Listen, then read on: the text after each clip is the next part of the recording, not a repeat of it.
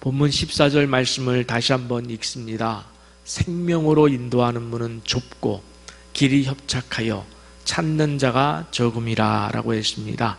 여러분, 이 말씀의 핵심 단어가 무엇이겠습니까? 생명이에요. 생명. 그리고 이 말씀과 대비되는 13절 말씀 한 번 더 읽겠습니다. 좁은 문으로 들어가라. 멸망으로 인도하는 문은 크고 그 길이 넓어 그리로 들어가는 자가 많고. 자, 이 말씀의 핵심 단어는 무엇이겠습니까? 멸망. 멸망이에요.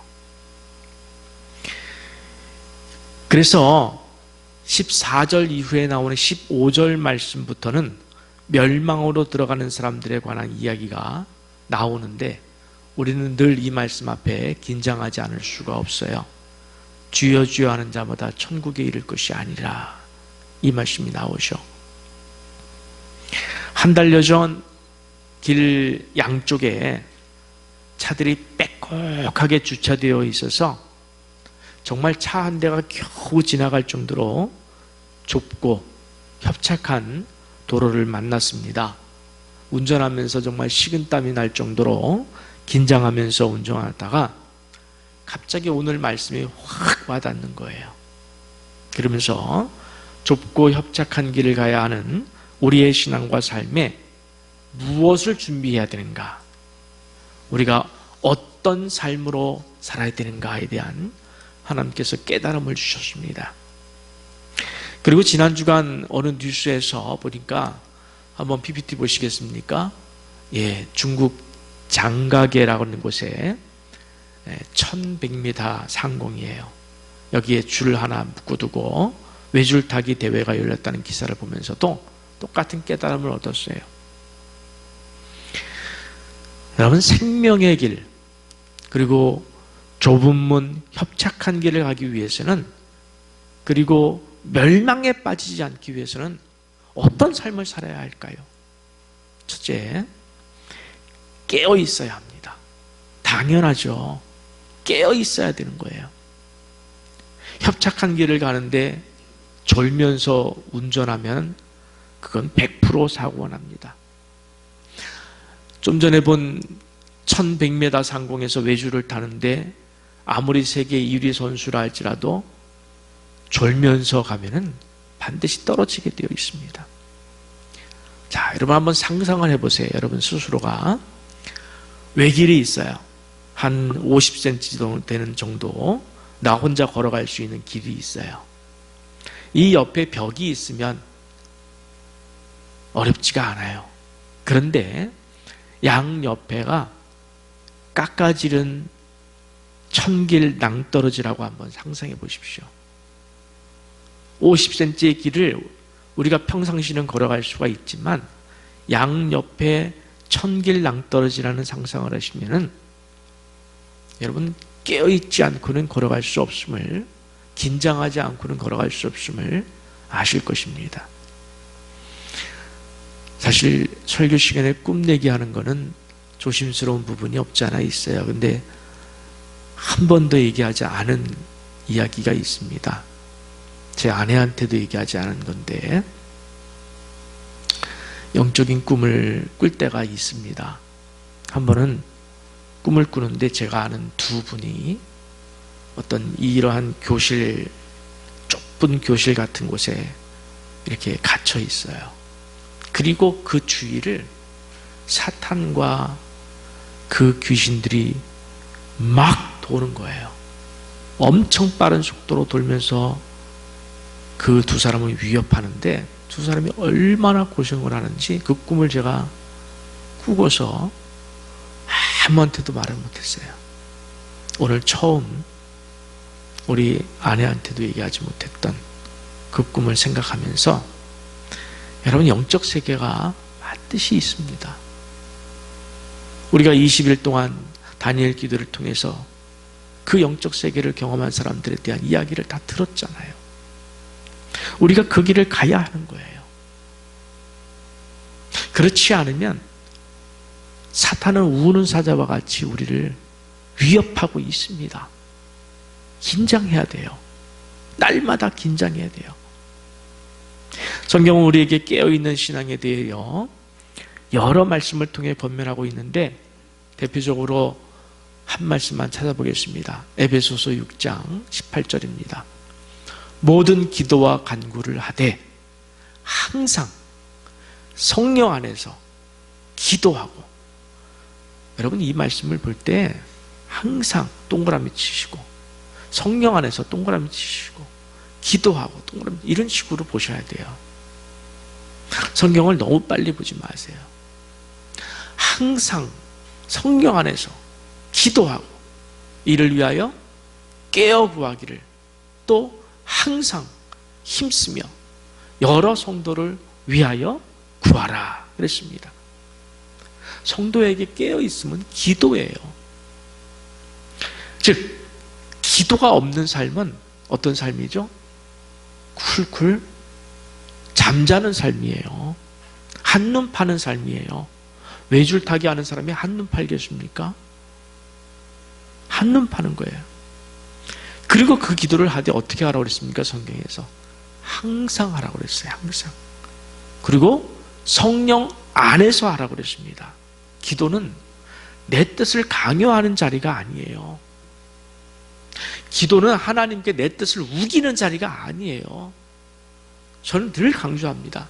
기도를 열심히 해야 되고 정말 많이 해야 되고 눈물 지면서 해야 되지만 여러분의 뜻을 하나님께 강요하려고 하지 마시고 성령께서 갖고 계신 내 인생 속에서 이루고자 하시는 그 뜻을 받는 겸손한 자리, 그 뜻을 알기 위고 깨닫기 위해서 몸부림치는 자리, 그래서 눈물이 나는 자리, 내가 인생을 살아가기에 너무 힘든 것이 보여서 그러나 그 길을 내가 가야 하기 때문에 눈물이 나는 그런 자리가 기도의 자리예요. 성령 안에서 기도한다는 건 바로 그걸 얘기합니다. 그리고 항상 기도해야 된다는 얘기는 안 해도 되는 시간이 없어요. 여러분, 기도하지 않아도 되는 때가 없고 장소가 없습니다. 그래서 오늘 말씀과 연결해서 얻은 결론은 조금 여러분 힘들게 들릴 수도 있어요. 기도하지 않는 성도가 걷는 길은 생명의 길이 아니라 멸망으로 인도하는 길을 걸을 수도 있음에 충격을 받으셔야 될 줄 압니다. 긴장해야 돼요. 그런 의미에서 여러분의 기도 생활은 어떻습니까? 우리는 지난 20일 동안 다니엘 기도를 통해서 날마다 은혜와 도전을 받았습니다. 눈물과 회개를 했습니다. 그리고 새로운 삶을 살겠다고 결단했습니다마는 11월 5일 강사이신 혹시 차길영 대표님 기억하십니까? 이름은 기억 못하실지 모르지만 수학 강사 하면 조금 떠오르시죠? 네, 그분이 하신 말씀 가운데 하루 1시간 기도, 이러면 확 보신 분은 기억이 나실 겁니다. 하루 1시간 기도. 그날 이후에 사실 많은 분들이 저한테 이야기를 했어요. 참 은혜를 많이 받았습니다. 그리고 지난 주일날 제가 한 편을 여러분 설교 대신 틀었을 때도 그걸 했으면 좋겠다는 이야기를 하신 분들도 있을 정도로 많은 분들이 은혜를 받았습니다. 그런데 여러분, 우리가 은혜를 받았으면 어떻게 해야 되죠? 우리가 은혜를 받았으면 어떻게 해야 돼요? 그분이 받은 축복들을 나도 받고 싶어서 따라서 실천하는 데까지 가야 하는 것이 은혜예요. 여러분, 은혜는 누가 주는 거예요? 은혜는 하나님이 주시는 거예요. 내가 얻는 게 아니라 하나님이 내려주시는 거예요. 그러면 하나님이 주셨다는 것은 무슨 얘기냐면은 내 삶을 변화시키겠다는 이야기예요. 따라서 실천할 때까지 가야 되는 거예요. 만약에 실천하는 것이 없이 은혜 받았습니다 라고 끝난다면 우리는 그 강사를 그냥 평가하는 정도밖에 되지 않아요. 오늘 강사 은혜가 좀 있네, 은혜가 크네, 끝. 만약에 후속 실천이 없다면 여러분 두려운 이야기입니다. 어쩌면 진짜로 은혜를 받지 못한 것일 수도 있어요. 여러분 좀 놀라셔야 돼요. 충격받아야 돼요. 만약에 내가 실천하지 않고 잊어버리고 산다면 은혜 받지 못한 것일 수도 있어요. 은혜는 하나님이 주시는 것이고 변화하라고 주시는 거예요. 그런데 내 삶이 변하지 않으면 그건 은혜가 아니라 감동이에요. 여러분 영화 한 편 보고 나서 감동하시고 나오시는 분 계시죠? 다시 보고 싶으신 영화도 있고 책도 있죠? 그건 감동이에요. 그건 은혜가 아니에요. 은혜는 하나님이 내 마음을 터치하시는 게 은혜예요. 내 마음을 건드려 주시는 게 은혜예요. 내 심령에 도전을 주시는 게 은혜예요. 그러면 도전받았으면 바뀌어야 되는 거예요. 바꾸라고 하나님이 터치하시는 거예요. 차길령 대표가 분명히 고백을 했습니다. 자기를 위해서 기도하시는 할머니와 아버지가 돌아가시자 자기 인생이 꼬이기 시작했다고 그랬어요. 망가졌다고 했습니다. 그 후 자기를 위하여 또 기도해 주시는 새로운 분들이 생겼을 때에, 그리고 자기도 하루에 1시간 이상 1시간 기도하기를 실천했을 때에, 기도는 노동이라며 정말 노동하는 마음으로 하루 1시간 기도를 했을 때 자기 삶의 변화가 일어났다고 그랬어요. 저는 간증을 들으면서 기도는 노동이다 라는 이 표현이 정말 확 와닿았어요. 기도는 노동이다. 거룩한 노동이다. 여러분, 기도는 노동이 맞습니다. 맞습니다. 노동입니다. 노동은 어떻습니까? 힘들어요. 힘든 일인데 때론 기도가 노동만큼 힘들 때가 있습니다. 습관이 되지 않으신 분들은 기도를 오래 창세기부터 계시록까지 생각하면서 기도를 했는데도 눈 떠보면 10분밖에 안 지나신 분들 있죠. 예, 1시간 기도하는 것은 힘들 거예요. 그러나 여러분, 앉아있는 것만으로도, 노동하는 마음으로 앉아있는 것만으로도 기도예요. 그냥 하나님 앞에 저는 1년 365일 정말 기도하는 때에 저라고 매일 성령 충만해서 기도하겠습니까? 아니에요. 세미나 갔다 오고 뭐 하루 종일 회의하고 이러면 너무 녹초가 됩니다. 그래도 8시만 되면 내려와요. 앉아있어요. 그리고 주님, 저 왔습니다. 근데 오늘은 많이 힘듭니다. 저 좀 쉴게요. 그리고 쉬어요. 진짜로. 그리고 한 15분, 20분 지나면 힘이 나서 다시 또 기도를 합니다. 여러분, 기도는 노동이에요. 앉아있는 것만으로도 하나님은 좋아하시는 것 같아요. 하나님은 좋아하시는 것 같아요. 그런 각오로 1시간 앉아있겠다고 결단하셔야 됩니다. 여러분, 노동을 하면 뭐가 생기죠? 열매가 생기죠. 마찬가지에 기도는 반드시 열매를 맺는 줄 믿으시기 바랍니다. 그리고 기도는 투자예요. 하나님 앞에 투자를 하는 거예요. 내 인생을 향하신 하나님의 계획과 뜻을 알고 싶으시죠? 우리는 알아야 합니다. 내 인생을 향하신 하나님의 계획과 뜻을 알아야 돼요. 내가 계획하고 내 뜻을 하나님께 아뢰는 것이 아니라 내 인생을 향하여 품고 계신 하나님의 계획과 뜻을 알아야 하는데, 하나님이 내 인생에서 일하시기를 정말 간절히 원하는 만큼 우리는 투자를 해야 돼요. 다른 일에 쓸 시간을 뺏어서, 1시간을 빼서 쪼개서 하나님께 올려드릴 때 하나님께서 얼마나 기뻐하시겠습니까? 귀하게 보시겠습니까? 차 대표도 하루 1시간씩 100일을 기도했다고 그래요. 100시간. 자신으로서는 대단한 것이라고 생각을 했는데 아무런 변화가 없었어요. 그래서 6개월로 넘어갔습니다. 아주 조금 변화가 나타나기 시작했다고 그래요. 그렇게 1년, 2년, 3년이 지나서야 자기를 둘러싸고 있는 모든 삶의 지형이 바뀌는 것을 경험했다고 했습니다. 기도의 열매가 나타나기 시작했다는 이야기입니다. 3년. 매일 1시간 3년. 근데 우리가 여기서 주목할 것이 하나 있습니다. 바로 오늘 본문 다음 구절들, 열매에 대한 이야기입니다. 마태복음 7장 15에서 20절 있습니다. 거짓 선지자들을 삼가라.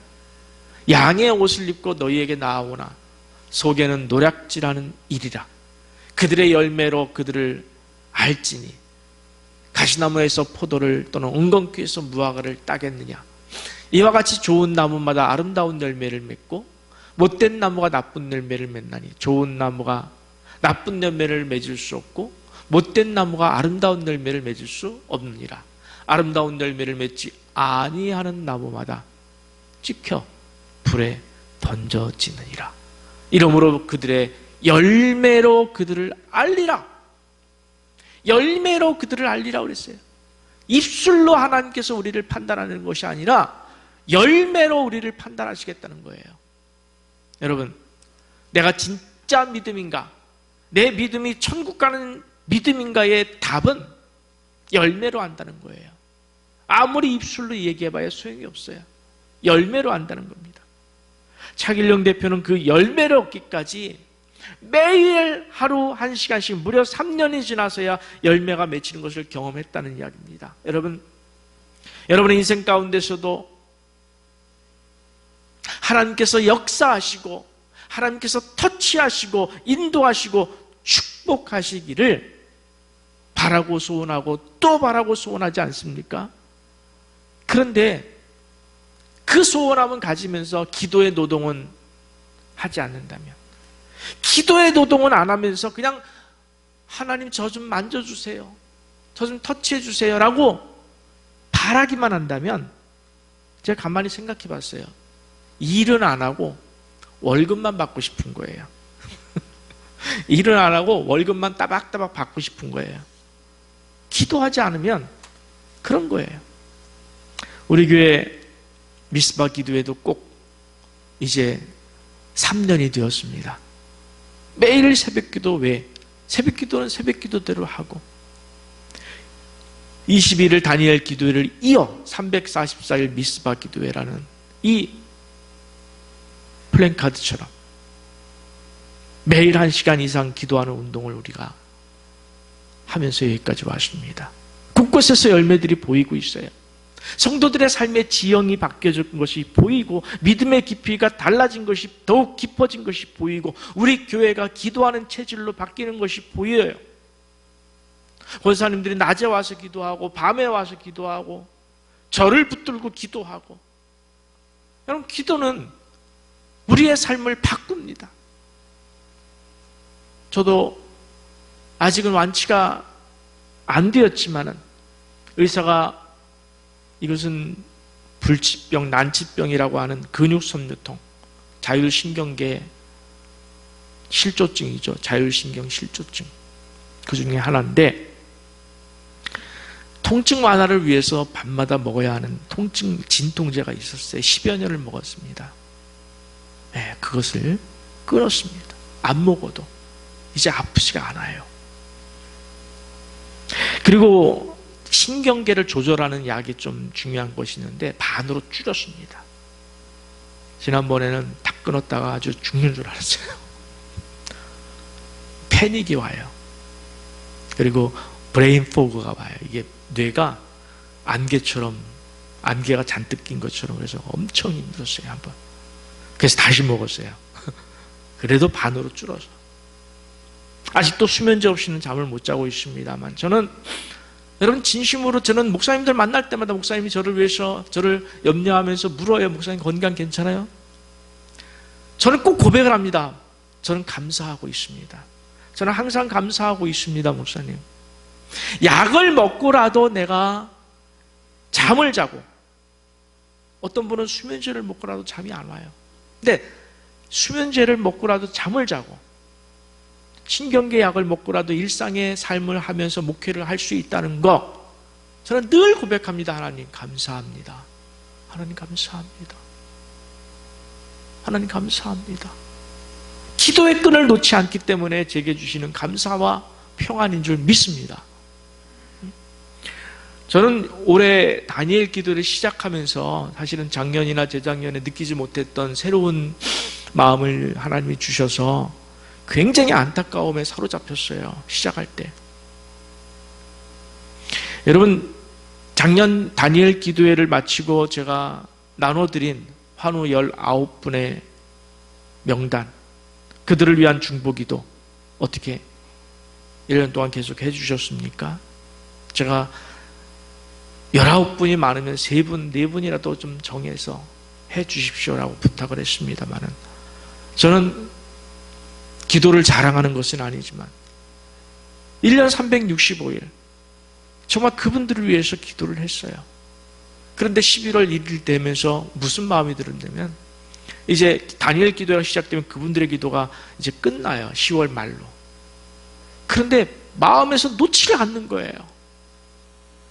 이분들에 대한 기도를 놓지 않는 거예요. 마음이 안타까워지는 거예요. 여러분 한번 보시겠습니까? 여러분 한번 다시 이렇게 생각해 보세요.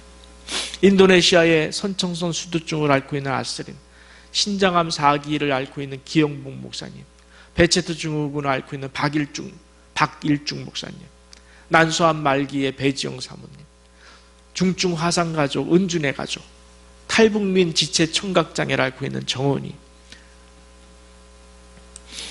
뇌병변 만선 신부전증을 앓고 있는 최기국군, 뇌병변 자폐를 앓고 있는 김키를군, 선천성 구개열을 앓고 있는 유진양, 이른둥이 남매 희찬이와 희영이, 마르팡 증후군을 앓고 있는 이상희 목사님, 선천성 녹내장을 앓고 있는 성민군, 기스트암을 앓고 있는 성영화 선교사님, 뇌병변을 앓고 있는 양혜원 군, 시신경 척수염을 앓고 있는 박재마 목사님, 자궁 내막암을 앓고 있는 송미숙 목사님, 지적장애와 뇌종양을 앓고 있는 장혜주양, IT의 심장병 환우들, 육종암을 앓고 있는 이수연 집사님. 근데 이 기도를 멈추고 이제 새롭게 2022년 환우들을 위하여 기도해야 된다는 생각에 유독 마음이 아팠어요. 그래서 다니엘 기도회 중에는 저희가 새벽 기도를 하지 않지 않습니까? 새벽 기도를 쉬어요. 밤늦게까지 기도를 하고. 근데 제가, 하나님, 제가 이분들을 위해서 새벽에 시간을 드리겠습니다. 새벽에 시간을 드리겠습니다. 서너 시간 자고 내려와서 그 시간에 잠시라도 1시간 기도하고 그렇게 하려고 했어요. 중간에 몸이 좀 아파서 또 새벽에 회의가 있어가지고 못 지킨 날도 있습니다. 21일 동안 못 지킨 날도 있어요. 나름의 최선을 다했어요. 나름의 최선을 다했어요. 그리고 이제 내일부터는 또 새로운 환우들을 위하여 1년간 중보기도 하려고 제가 영상을 다시 만들고, 여러분 우리 카톡방에, 단톡방에 제가 올릴 겁니다. 아마 19이나 18이나 이 정도 될 것 같아요. 20이나. 여러분 다시 기억하면서 그분들을 위하여 1년 동안 하나님께서 주시는 마음으로, 다는 못해도 다 하시면 좋아요. 여러분 다 하시면 너무 좋죠. 여러분 기억하십시오. 교통사고로 사경을 헤매셨던 김윤상 선교사님 지난 주일날 설교 대신에 간증을 들었지 않습니까? 그분을 위하여 중보기도 해주시던 성도와 교회들이 복을 받았다는 그 간증의 고백을 우리가 기억하고, 그래서 우리도 환우들을 위하여 1년 동안 작정하고 애타는 마음으로 기도할 때에 하나님께서 여러분을 축복해 주실 줄 믿습니다. 내가 복받기 위하여 기도하는 것은 아니지만은 정말 한 사람 한 사람 너무 안타까운 인생이 아니겠습니까? 가정이 아니겠습니까? 눈물이 나요. 저는 항상 그 환우를 위하여 기도하면서 그 가정을 위하여 기도해요. 하나님 이 가정이 이걸 버텨내게 하소서, 견디게 하소서, 견딜 힘을 주옵소서, 견딜 은혜를 주옵소서. 생명을 불러가시고 안 불러가시는 건 하나님의 절대 주권하에 있어요. 치유도 하나님의 절대 주권하에 있어요. 단지 기도할 수 있는 것은 하나님 견디게 해 주옵소서, 하나님의 뜻을 알게 하여 주옵소서. 여러분 가운데 하루 1시간 시간을 내서 기도하는 일, 나는 불가능해, 회사 다니고 바쁘고 불가능해, 이렇게 마음속에 이미 벽을 차단하신 분이 계실지 모르겠습니다만, 만약에 내 생명이 달려있다면, 만약에 내 가족의 생명이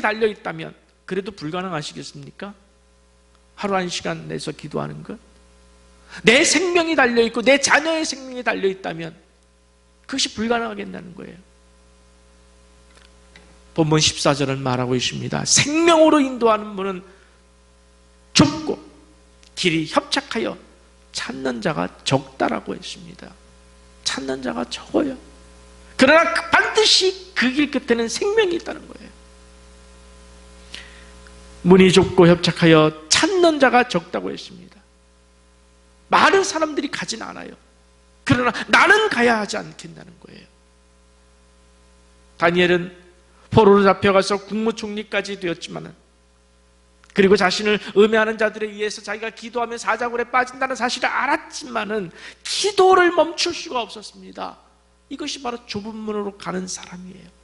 협착한 길을 외로이 걷는 사람이에요. 그 길만이 생명의 길이기 때문에, 그 길만이 생명의 길이기 때문에 가야 하는 거예요. 선택의 여지가 없습니다. 바리새인과 대제사장들은 세상의 넓고 화려한 길을 선택했기 때문에 예수를 죽였습니다. 그러나 예수는 좁고 협착한 길인 내 뜻대로 마옵시고 아버지의 원대로 하옵소서라고 기도하면서 홀로 그 좁은 문으로 협착한 길, 십자가의 길을 가셨습니다. 바로 우리가 그 길을 따라가야 할 그의 제자이고 우리 인생의 숙명이고 운명인 줄 믿으시기 바랍니다.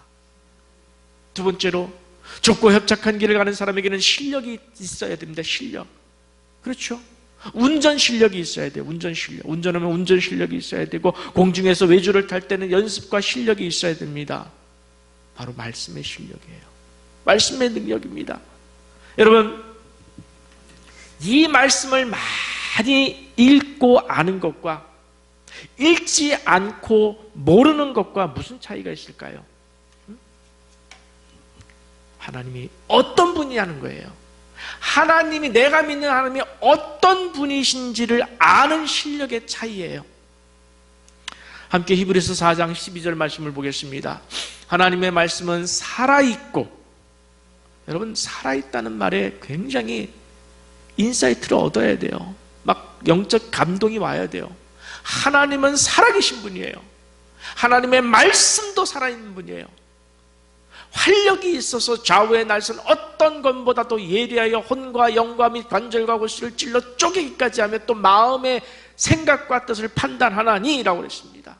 신앙의 실력이란 하나님의 말씀을 자기 삶에 적용해내는 실력을 말하는 거예요. 여러분, 신앙의 실력이란 하나님 말씀을 내 삶에 적용해내는 것이 실력이에요. 만약에 하나님 말씀을 자기 삶에 적용해내지 못한다면 그 말씀은 죽은 말씀이에요. 죽은 신앙이에요. 기도하지 않으면 멸망의 길로 가는 것처럼 말씀을 모르면 멸망의 길로 갈 수밖에 없어요. 왜? 말씀을 모르니까. 말씀을 모르면, 하나님을 모르면 결국 자기 뜻대로 사는 거예요. 자기 뜻대로 사는 사람은 멸망의 길이에요. 성경은 냉혹하게 얘기했습니다. 있어요. 성경은 분명합니다. 여러분, 1시간 기도하는 시간은 노동이라고 했습니다. 노동. 어떤 분은 10분 기도하면, 우리가 그런 표현을 쓰죠. 기도할 미천이 떨어졌다고. 네, 그런 분들을 위해서 말씀드립니다. 1시간 기도를 하시는데 기도의 미천이 떨어지는 순간 눈을 뜨십시오. 그리고 말씀을 읽으세요. 말씀을 읽는 건 기도하는 것 똑같습니다. 말씀을 읽고 읽기 전에 기도를 먼저 하십시오. 하나님, 주님, 이제 기도의 미천이 떨어져서 말씀을 읽습니다. 이 말씀이 내 혼과 영과 및 관절과 골수를 찔러 쪼개는 말씀이 되어서 내 마음의 생각과 뜻을 이끌어 주옵소서. 주님, 제 마음의 생각과 뜻을 이끌어 주시옵소서. 너희에게 소원을 두고 행하시는 하나님, 깨닫게 해주시는 하나님, 그 말씀에 순종하겠나이다. 순종하겠나이다. 순종하겠나이다. 여러분, 이것이 기도예요. 여러분, 말씀대로 사는 삶이 무엇인지 정확하게 떠오르지 않을 때는 어디부터 시작하냐면 산상수훈부터 시작하셔요. 자, 성경 66권을 다 읽기가 버거우신 분들이 있어요. 추천합니다. 산상수훈 100번 읽으세요. 진짜로 산상수훈을 100번을 읽으세요. 여러분, 산상수훈이 어디죠? 마태복음 5장, 6장, 7장 3장이에요. 쓰셔도 좋습니다. 3장 쓸만하죠. 그리고 그 말씀대로만 살아내고자 몸부림치십시오. 산상수훈의 말씀대로만 살아내고자 몸부림치십시오. 여러분의 삶의 지형이 바뀔 것입니다. 팔복 말씀의 축복을 소원하십시오. 세상의 빛과 소금된 삶을 살아내야 되겠다고 온종일 되뇌이십시오. 남을 미워하는 것도 살인하는 것과 같다는 말씀 앞에 두려워 떠십시오. 음욕을 품는 것은 가늠하다는 것과 똑같다는 말씀에 두려워 떠십시오. 오른편 뺨을 맞으면 왼편도 돌려 대보십시오. 하나님이 그 다음에 어떻게 일하시는지. 속옷을 가지고 가는 자가 오면 겉옷까지도 주십시오. 그 다음에 하나님이 어떻게 하시는지 보십시오는 얘기예요. 구하는 자에게 주며 꾸고자 하는 자에게 거절하지 않는 연습을 해보십시오. 그 다음에 하나님이 어떻게 일하시는지. 원수를 사랑하고 축복하십시오. 세상 사람들이 하는 사랑만큼만 사랑하는 것은 사랑이 아니라고 했습니다. 남보다 더 하는 것이 있어야 된다고 했습니다. 남들보다 더 많이 사랑하고 남들보다 더 많이 희생하고 섬기라고 했습니다. 하십시오. 그 다음에 하나님이 어떻게 하시는지를 보라는 얘기예요. 여러분이 하나님 말씀을 순종했을 때 하나님께서 어떻게 반응하시는지 보라는 얘기입니다. 그것이 6개월 걸릴 수도 있고 1년 걸릴 수도 있고 3년이 걸릴 수도 있지만 여러분, 말씀대로 살라고. 우리에겐 선택의 여지가 없어요. 그냥 말씀대로 살아내야 돼요. 구제할 때도 은밀하게, 기도할 때도 은밀하게, 금식할 때도 은밀하게. 세상의 명예를 구하지 마십시오. 사람들이 알아주는 것 구하지 마십시오. 그냥 하나님이 하라고, 그거 하지 말라고 했으니까 하지 않고, 이거 하라고 했으니까 하고. 단순해요. 단순해요. 하나님의 보고 계심을 믿고 더는 타인의 칭찬에 목을 매지 말고 오직 하늘의 상급에 모든 것을 거십시오. 여러분의 보물을 땅에 쌓아두지 말라고 그랬습니다. 하늘에 쌓아두라고 했습니다. 그렇게 하십시오. 무엇을 먹을까 무엇을 마실까 염려하지 말라고 했습니다. 염려하지 마십시오. 먼저 하나님의 나라와 그의 의를 구하라고 했습니다. 그렇게 하십시오.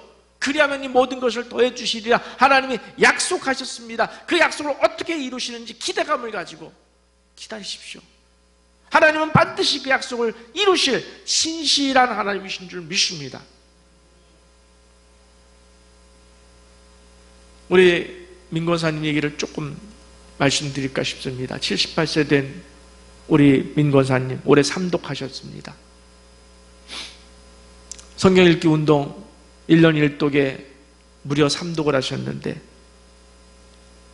삼독제 한때는 놀라운 일이 생기셨다는 거예요. 삼독제를 하는데 방언으로 성경이 읽어지더라는 거예요. 방언으로 성경이 읽어져요. 눈이 보이질 않습니다, 우리 권사님이. 그래서 한쪽 눈을 가려요. 또 한쪽 눈은 돋보기처럼 이렇게 동그랗게 해서 그 말씀을 찾아서 읽는 거예요. 여러분, 삼독제는 날마다 눈물, 콧물 이거로 삼독을 하셨다는 거예요. 죄송한 말씀이 될 수도 있습니다만 우리 권사님 성경을 다 이해 못하셔요. 어려운 성경 선지서부터 이해 못하실 거예요. 아마도 이해 못해도 그냥 읽기만 하셔도 하나님은 하늘의 은혜를 부어주십니다. 여러분, 닮고 싶지 않으세요? 은혜라고 하는 건 닮고 싶은 거예요. 닮고 싶고 나도 그러고 싶다. 나도 해야 되겠다. 여러분이 산상수훈의 말씀의 열매가 없다면은, 내게 이 산상수훈의 열매가 없다면은 멸망으로 가는 길을 걷고 있을지도 모른다고 하는 이 두려움에 떠셔야 돼요. 제발 말씀의 실력을 키우심을 통해서 사단의 유혹과 세상의 위협을 이겨내시고 좁고 협착한 길을 무사히 통과하여 열매를 맺는 천국에 들어가는 귀한 삶이 되시기를 축복합니다. 마지막으로 차량은 전진해야 돼요. 차량은 전진해야 돼요. 외주를 타는 사람은 그대로 서 있기만 안 됩니다. 그렇죠? 언제까지 서 있을 거예요? 어떻게 해야 돼요? 한 발자국씩 가야 됩니다. 사명이에요. 가야 하는 것이 사명이에요. 전도의 사명이에요. 영혼 구원의 사명입니다. 자세한 얘기는 이제 앞으로 풀어나가겠습니다만 2022년도 내년 봄에 행복한 전도 숙제를 준비하고 있습니다. 내일 또 컨퍼런스에 참석해서 훈련을 받으려고 합니다. 여러분 명심하고 또 명심하십시오. 우리는 세상의 편한 길, 세상에 넓고 그래서 남들이 가고 싶어하는 부유하고 명예로운 길을 가려고 여기와 앉아있는 사람들이 아니에요. 하나님이 우리에게 원하시는 그 좁은 문, 협착한 길, 예수께서 걸어가신 그 길, 십자가를 지고 가는 그 길을 가기 위해서 우리가 예수를 믿고 따르고 여기까지 온 거 아니겠습니까? 왜요? 왜 우리가 좁고 협착한 길을 가야 합니까? 왜 우리가 십자가의 길을 가야 합니까? 거기에만 뭐가 있기 때문에? 생명! 잊어먹지 마십시오. 거기에만 생명이 있기 때문에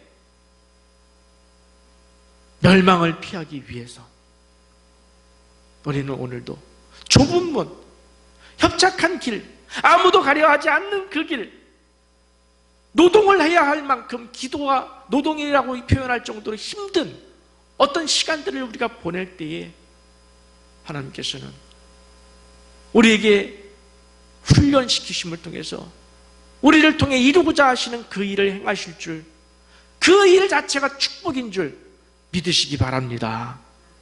진정으로 좁고 협착한 길을 가야 하지만 아무도 우리를 알아주진 않지만 그 길만이 생명의 기름을 나는 믿기 때문에 오늘도 기도하고, 자 한번 외웁시다. 첫째 뭐하고?